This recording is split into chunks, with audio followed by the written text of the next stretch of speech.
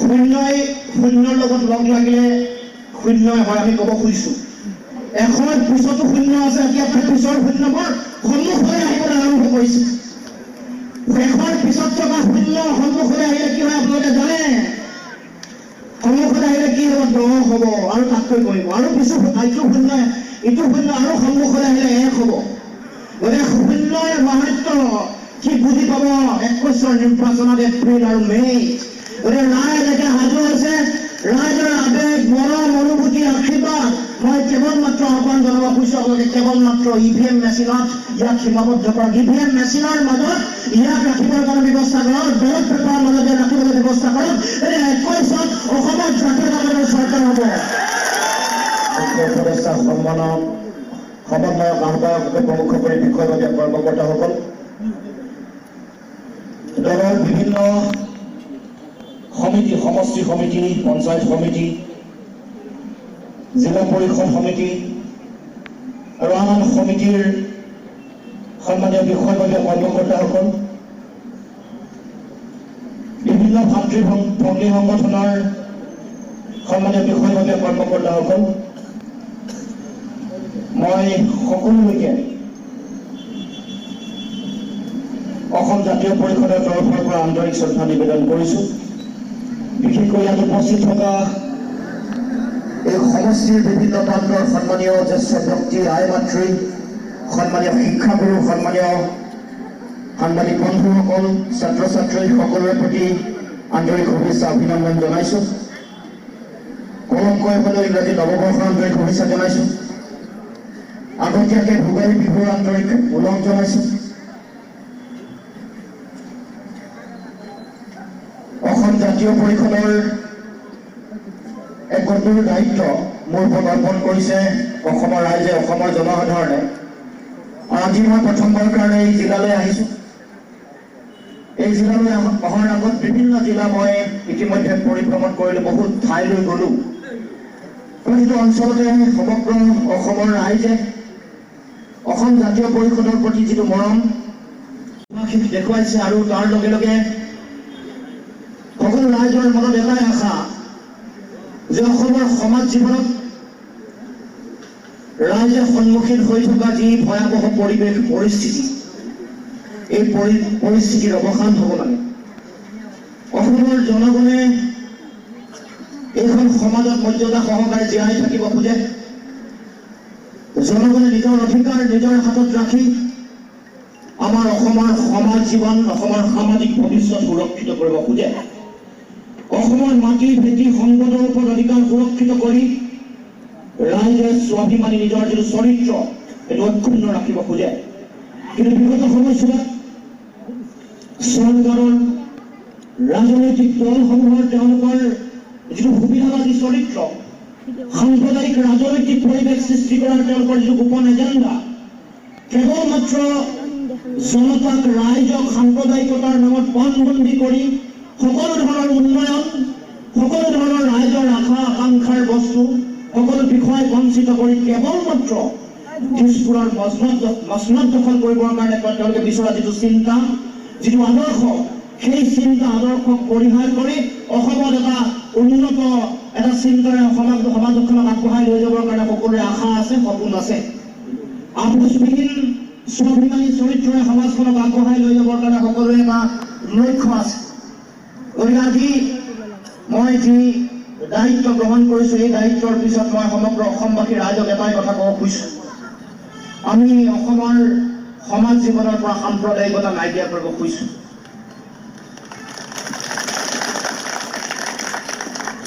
জাতীয় জীৱনৰ যিবোৰ প্ৰশ্নত সদায় আপোচ কৰা হয়, বিদেশী খেলিম বুলি বিদেশী সংস্থাপিত কৰিবৰ কাৰণে তেওঁলোকে ভয়াৱহ ষড়যন্ত্ৰৰ জাল ৰচনা কৰে। সেই জাল উভৰাই অসমত যাতে অসমৰ মানুহৰ আধিপত্য আৰু প্ৰভুত্ব সৰ্বকালৰ কাৰণে বৰ্তাই ৰাখিব পাৰোঁ, তাৰ কাৰণে তেনেকুৱা ধৰণৰ ৰাজনৈতিক পৰিৱেশ আমি সৃষ্টি কৰিব লাগিব। অসমৰ জনগণে বিগত সময়ছোৱাত অসমৰ দীঘলীয়া যিটো ৰাজনৈতিক পৰিক্ৰমা আছে, কোনো সময়ত কেতিয়াও কোনো শক্তিৰ ওচৰত কেতিয়াও আঁঠু কৰা নাছিল, কেতিয়াও আঁঠু কৰিবলৈ বাধ্য হোৱা নাছিল। এতিয়া ষড়যন্ত্ৰ কৰি অসমৰ জনগণক, অসমৰ ৰাইজক দ্বিতীয় শ্ৰেণীৰ নাগৰিক কৰিবৰ কাৰণে তেওঁলোকে ষড়যন্ত্ৰ অব্যাহত ৰাখিছে। আমি এই ষড়যন্ত্ৰ ঘূৰাব লাগিব।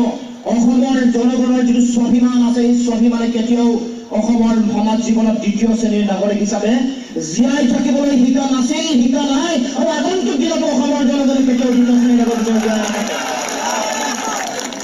স্বাভিমানী অসমৰ মানুহৰ যিটো চৰিত্ৰ, যি অসমৰ জনগণে দেখুৱাই দিছে নিজৰ সহ্য, বীৰ্য আৰু শক্তি, অবৈধ বিদেশী আক্ৰমণ ভুলাই অসমৰ জাতি সত্তাৰ গৌৰৱপূৰ্য বিজয় নিচান নীলিমাখৰ বৰুৱাই ৰাখিছে। সেই পেট ৰঙে সংকল্প অসমৰ জনগণে আগন্তুক দিনতো ধৰি ৰাখিব লাগিব, বৰুৱাই ৰাখিব লাগিব। গতিকে ইয়াত আজি বহু সময় ধৰি আপোনালোকে অপেক্ষা কৰি আছে। গতিকে মই প্ৰথমে আপোনালোকৰ ওচৰত ক্ষমা প্ৰাৰ্থী, বহু বিভিন্ন ধৰণৰ কাৰ্যসূচীত অংশগ্ৰহণ কৰি আমি আপোনালোকৰ ইয়াৰ মাজত পাইছো। গতিকে আপোনালোকে মনত ৰাখিব, আমি যি যাত্ৰা আৰম্ভ কৰিছো, এই যাত্ৰা কেৱল মাত্ৰ অসম জাতীয় পৰিষদৰ যাত্ৰা নহয়। এই যাত্ৰা অসমৰ সমাজ জীৱনৰ সপোনৰ যাত্ৰা।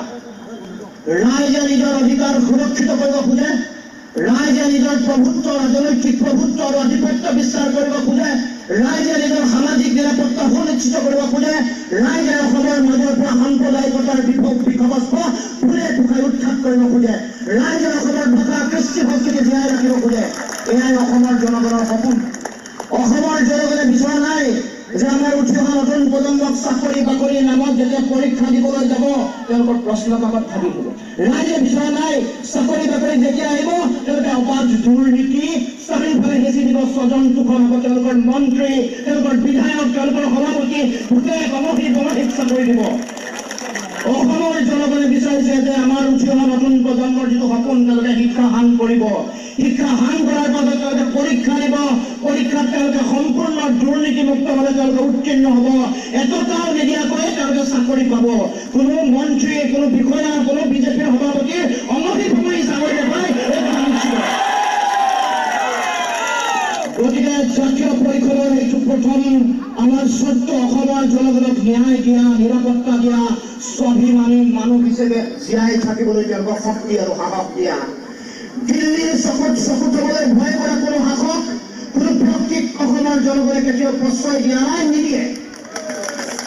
দিল্লীৰ কথা উঠাব পৰা, দিল্লীৰ কথা, দিল্লীৰ বহতীয়া হৈ অসমৰ জনগণক কাজ আপীতি পণবন্দী কৰা কোনো শক্তিক অসমৰ জনগণে কেতিয়াও গ্ৰহণ নকৰে। তেওঁলোকক পুলিয়ে ফুকাই উৎখাত কৰাৰ দায়িত্ব অসমৰ জনগণৰ। গতিকে ৰাইজ, সময় অতি জটিল, আমাৰ হাতত সময় বৰ বেছি নাই। এইবাৰ অসমৰ ৰাইজৰ ওচৰত আপুনি পৰীক্ষা, আমাৰ ওচৰতো যথেষ্ট পৰীক্ষা। আমি পৰীক্ষাত অৱতীৰ্ণ হ'বৰ কাৰণে, যুঁজত অৱতীৰ্ণ হ'বৰ কাৰণে আমি আগুৱাই আহিছো, সকলো প্ৰত্যাহ্বান নেওচি।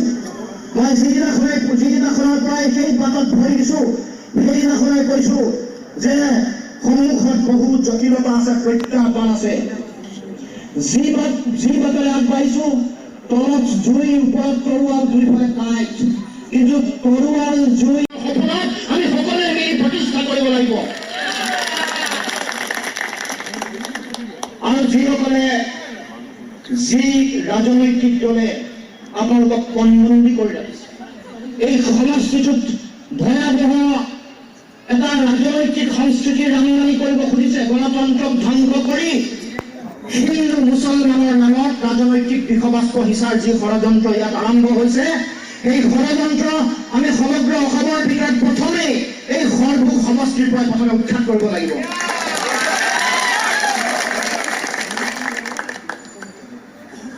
এতিয়া আমি বিভিন্ন মানুহৰ মুখত শুনিছো বোলে শূন্যই শূন্যৰ লগত লগ লাগিলে শূন্যই হয়। আমি ক'ব খুজিছো এখনৰ পিছতো শূন্য আছে, এতিয়া এখনৰ পিছৰ শূন্যবোৰ সন্মুখলৈ আহিবলৈ আৰম্ভ কৰিছে। এখনৰ পিছত থকা শূন্য সন্মুখলৈ আহিলে কি হয় আপোনালোকে জানে? সন্মুখলৈ আহিলে কি হ'ব? 10 হ'ব আৰু তাতকৈ কমিব, আৰু পিছত ইটো শূন্য আৰু সন্মুখলৈ আহিলে 1 হ'ব। গতিকে শূন্যৰ মাহাত্য কি বুজি পাব 21ৰ নিৰ্বাচনত এপ্ৰিল আৰু মে'।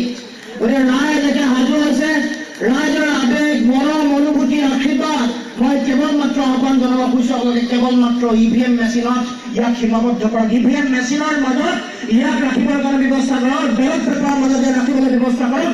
এই 21ত অসমত জাতীয়তাবাদৰ চৰকাৰ হ'ব, আৰু জাতীয়তাবাদৰ চৰকাৰ কেৱল মাত্ৰ 5-10 বছৰৰ কাৰণে অসমত প্ৰতিষ্ঠা কৰা আমি সপোন দেখা নাই।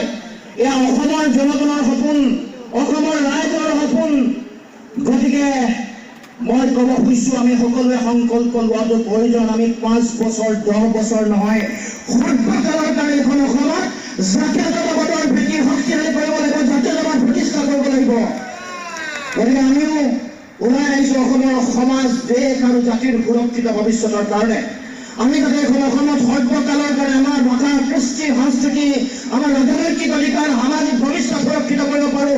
অসমৰ মাটি ভেটি আমি যাতে সৰ্বকালৰ কাৰণে আমাৰ নিজৰ মাটি নিজৰ হাতত ৰাখিব পাৰোঁ, তাৰ কাৰণে আমি সকলোৱে একেলগে একত্ৰিতভাৱে সংগ্ৰাম কৰিব লাগিব। জাতীয় পৰিষদে অসমৰ জনগণক সেই নতুন পথৰ সন্ধান দিব, নতুন মাতৰ সন্ধান দিব। কোনো কালে কেতিয়াও বিদেশী শক্তিৰ ওচৰত অসমৰ জনগণে, দিল্লীৰ ওচৰত আমি কেতিয়াও আঁঠু কাঢ়ি জীয়াই থাকিব লগা পৰিৱেশৰ সৃষ্টি নহয়। অসমৰ জনতাই সৰ্বকালৰ কাৰণে মূৰ তুলি মেৰুদণ্ড পোন কৰি জীয়াই থাকিব অসমৰ সমাজ জীৱনৰ। গতিকে সেই চিন্তাৰে, সেই লক্ষ্যৰে অসম জাতীয় পৰিষদৰ এই যাত্ৰা আমি আগবঢ়াই লৈ যাব খুজিছোঁ। আপোনালোকৰ সকলোৰে সহায়, সমৰ্থন, সহযোগিতা আমি বিচাৰিছোঁ।